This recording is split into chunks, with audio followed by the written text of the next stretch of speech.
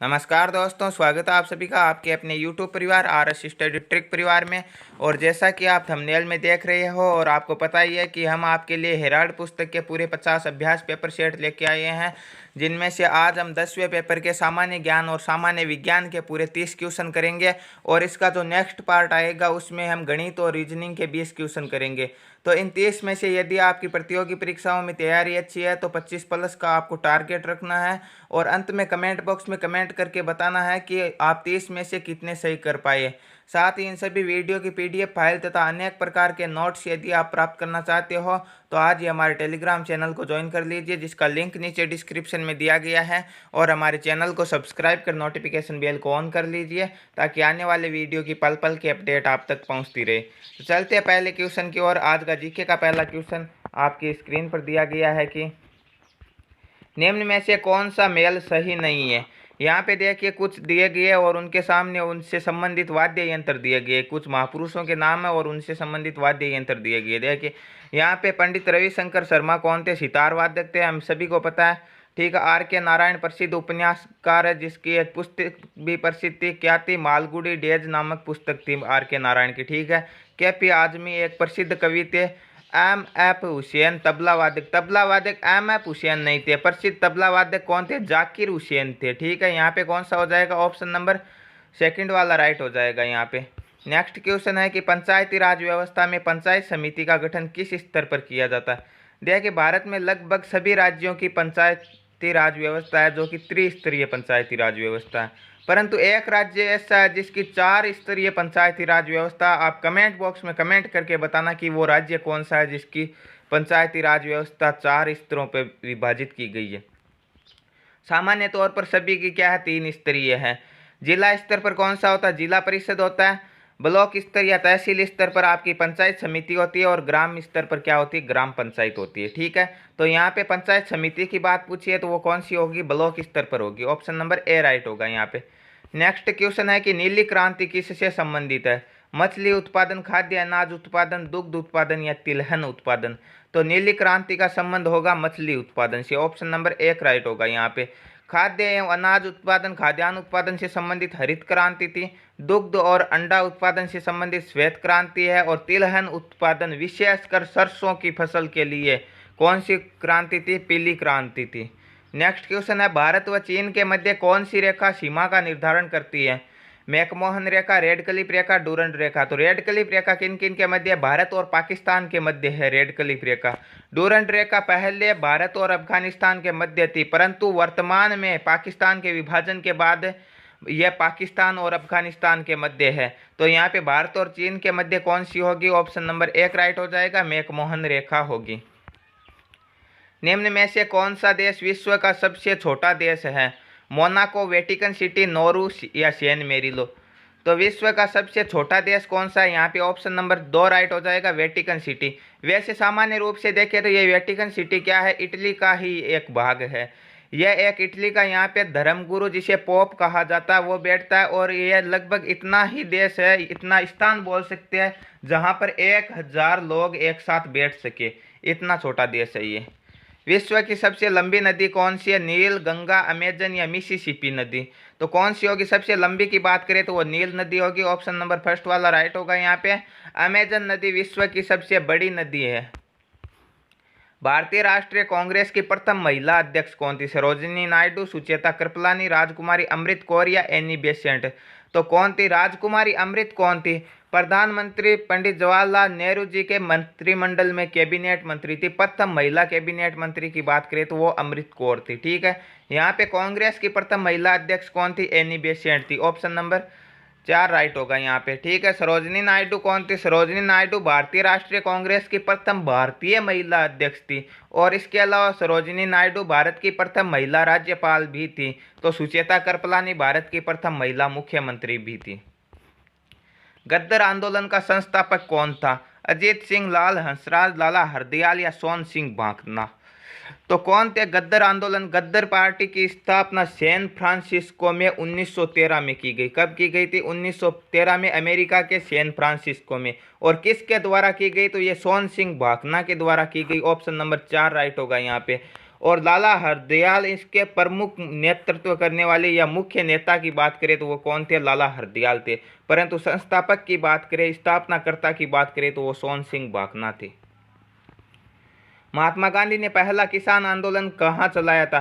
देखिए 1917-18 में महात्मा गांधी ने प्रमुख किसान आंदोलन चलाया जिन्हें सत्याग्रह का नाम दिया। पहला था चंपारण सत्याग्रह, ऑप्शन नंबर 3 राइट होगा यहाँ पे।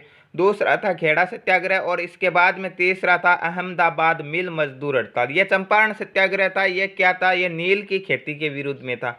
और जो आपका अहमदाबाद मिल मजदूर हड़ताल है उसमें गांधी जी ने सर्वप्रथम भूख हड़ताल की थी।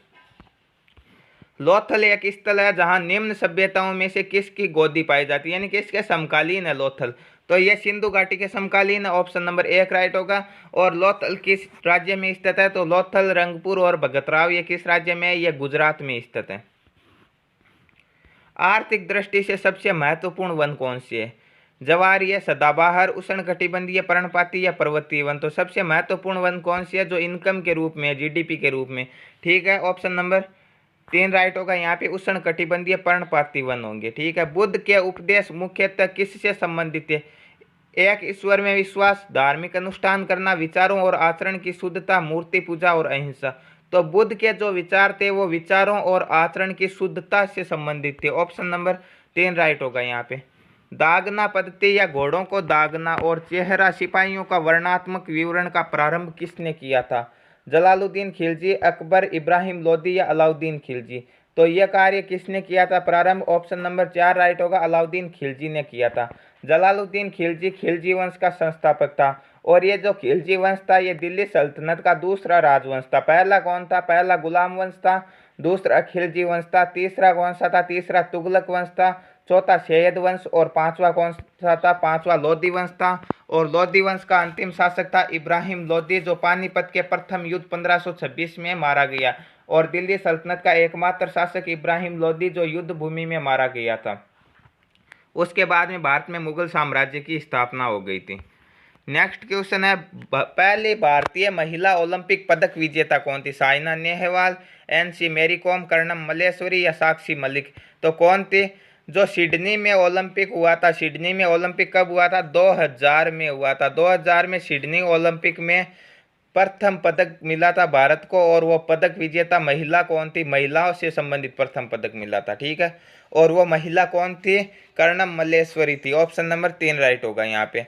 सबसे बड़ा तारामंडल किसे माना जाता है, डोराडो, क्रक्स, हाइड्रा या एंटीला। तो सबसे बड़ा तारामंडल किसे माना जाता है, हाइड्रा को माना जाता था।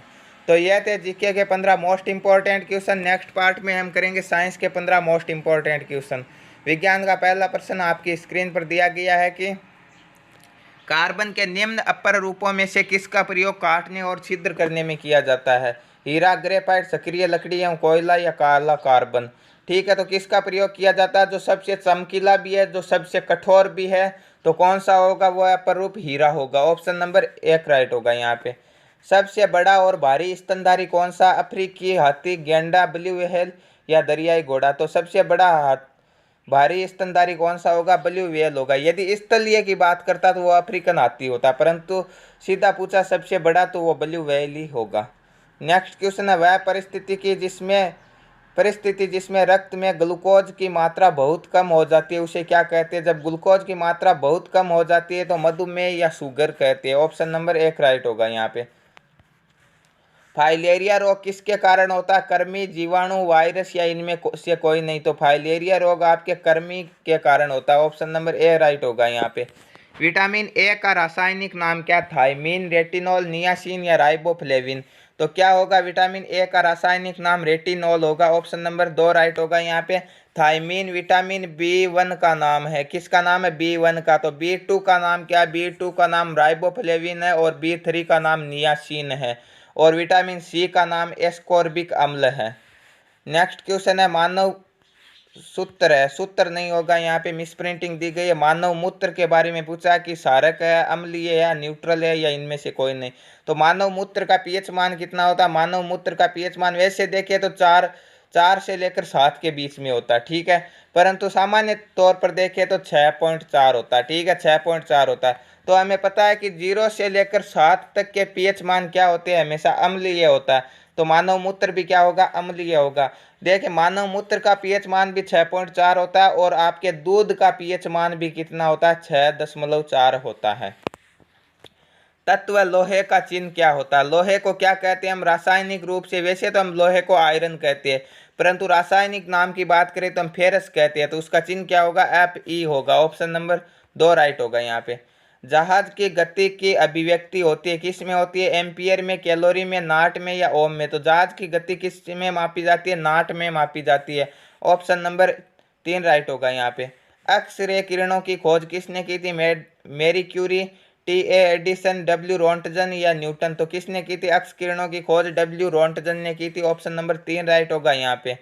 प्रोटॉन का द्रव्यमान है 1,672 इंटू 10⁻⁻27, 9,108 इंटू 10⁻31, माइनस के 1.6 इंटू 10⁻19 या 1.672 ग्राम?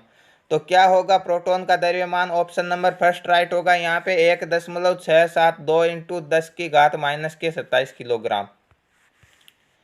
ठोस का सीधा वाष्प में परिवर्तित होने को क्या कहते हैं? वाष्पीकरण, हिमीकरण, संपीडन या उदात्तीकरण? तो क्या कहते हैं? वाष्पीकरण प्रक्रिया में क्या होता है, जो द्रव होता है वो क्या किस में बदलता है? वाष्प में बदलता है। हिमीकरण में जो द्रव होता है वो ठोस में बदलता जमता है, ठीक है। संपीडन से हम क्या करते हैं? संपीडित करके हम गैस को किस में बदलते हैं? लिक्विड या द्रव में बदलते हैं। तो ठोस का जब वाष्प में परिवर्तित होते हैं उसे हम क्या कहते हैं? उदर्वपातन या उदात्तीकरण कहते हैं। ऑप्शन नंबर 4 राइट होगा यहाँ पे। निम्न में से कौन सा कार्बनिक यौगिक का उदाहरण है? साधारण नमक, संगमरमर, वाशिंग सोडा या प्रोटीन? तो कौन सा होगा कार्बनिक यौगिक का उदाहरण? यहाँ पे प्रोटीन होगा। ऑप्शन नंबर 2 राइट होगा यहाँ पे।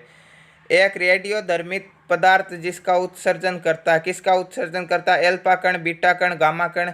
तो रेडियोधर्मी पदार्थ अल्फा कणों का भी उत्सर्जन करता है, बीटा कणों का भी करता है और गामा कणों का भी करता है। तो ऑप्शन नंबर 4 राइट हो जाएगा, इन सभी का उत्सर्जन करता है। नेक्स्ट क्वेश्चन दिया गया है कि निम्न में से किसे पीट कर पतली चादर में बनाया जा सकता है? जस्ता, फास्फोरस, सल्फर या ऑक्सीजन? तो पीट कर पतली चादर में बनाने का गुण क्या कहलाता है? धातुओं में आघात वर्धनीयता का गुण कहलाता है। और आघात वर्धनीयता कौन होती है? हमेशा धातुएं होती है। तो यहाँ पे धातु कौन सी दी गई है? जस्ता दिया गया। तो ऑप्शन नंबर ए राइट हो जाएगा यहाँ पे। नेक्स्ट है कौन सा रोगाणु समूह है परपोषी जीव की कोशिकाओं के अंदर ही पुनरुत्पादन करता है? तो कौन सा करता है? वो जीवाणु ऐसा रोगाणु समूह है जो परपोषी जीव की कोशिकाओं के अंदर ही पुनरुत्पादन करता है। तो कौन सा हो जाएगा? ऑप्शन नंबर 4 हो जाएगा यहाँ पे, जीवाणु होगा। तो ये थे साइंस के 15 मोस्ट इंपॉर्टेंट क्वेश्चन और इस प्रकार ये जीके और साइंस के हमने कुल 30 क्वेश्चन किए हैं। अब आप कमेंट बॉक्स में कमेंट करके बताना कि 30 में से आप कितने सही कर पाए। साथ ही इन सभी वीडियो की PDF फाइल तथा अनेक प्रकार के नोट्स यदि आप प्राप्त करना चाहते हो तो टेलीग्राम चैनल को ज्वाइन कर लीजिए, जिसका लिंक नीचे डिस्क्रिप्शन में दिया गया है। और चैनल को सब्सक्राइब जरूर कर लीजिए ताकि रोजाना आपको वीडियो समय पर मिलते रहे। मिलते हैं नेक्स्ट वीडियो में, तब तक के लिए थैंक यू, धन्यवाद।